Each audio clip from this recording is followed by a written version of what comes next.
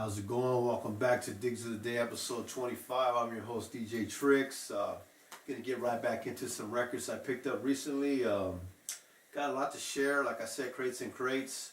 I've been backed up. Recently filmed a documentary about a hip-hop group I was involved in, so kind of set me back. But I've been buying a lot of records, and just happy to share some stuff with you. Hopefully turn you on to something new or spark something you forgot about, and that's what shows like this are about. The first one I picked up was Roy Ayers, Ubiquity Vibrations. I love this album, man. It's a really good album. Been looking for it for a while. I actually bought the CD on Amazon about a year ago, and I was in a thrift store that opened up down the street from my house, and I went back to buy the rest of the records I seen there because they wanted like $2 for each one, and they were closed already. So I got this one and a couple of Parliament albums. Crush Groove soundtrack, stuff like that.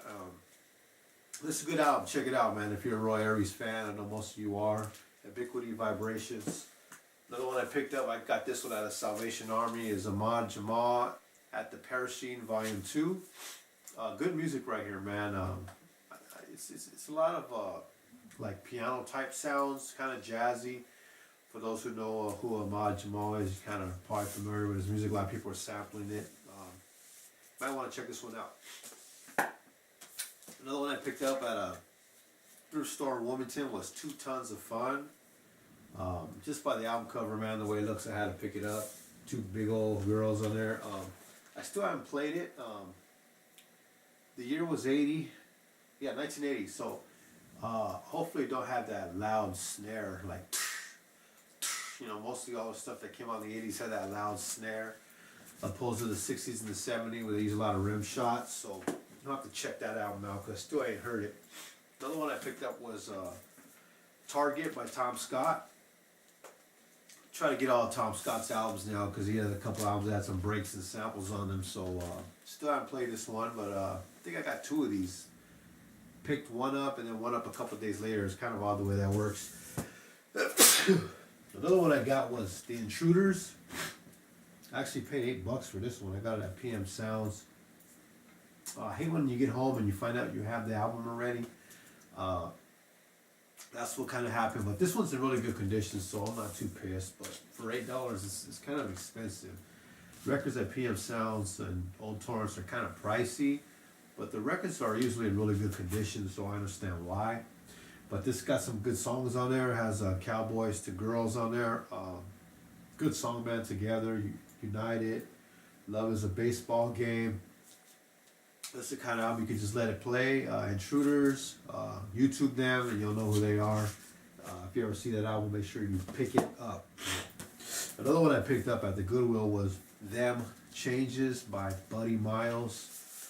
He's a drummer. I've got about 4 of these because every time I see it, I gotta buy it. This is a really good album. Got some good samples on here, man. You gotta check this album out. YouTube Down by the River by Buddy Miles, and you'll see exactly what I'm talking about. Another album I got at the Goodwill was Rock and Roll, our New York Rock and Roll Assembly, Reflections. Still haven't heard it. Look like this is kind of, it's on ACO Records, so usually your ACO Records is pretty good. ATCO Records. Yeah, it just has that kind of like classic rock look on it back here. $1, I picked it up. Another one I got this at Record Recycler in Torrance, was the Dows versus the Dramatics. And it's a cool album. Actually, was playing it 2 days ago in the morning.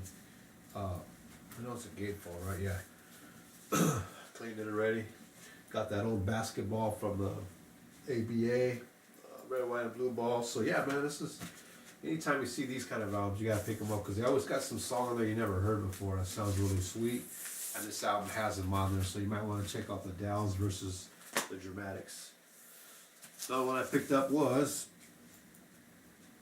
this is sort of like a compilation album called San Francisco. It's got Cold Blood on there, Hammer, Tower of Power. Cool album. Just a mixed album. Got it for $1. Google it if you want to know what it is. Sound effects album. Got the sound effects on there. Jetliner, pinball machine, bowling, billiards pool table, doors closing and opening. Nothing big. Got it for $1. Stars on 45. This is the good one though. This is the long play. Stars on 45, where they do all the Beatles ones, a couple other ones too. No reply. I'll be back. Drive my car. Do you want to know secret? We can work it out. You know, all the poppy Beatles stuff. Stars on 45. Yeah, it's a good album.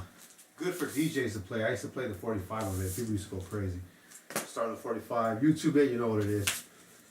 Another Tom Scott album, Desire.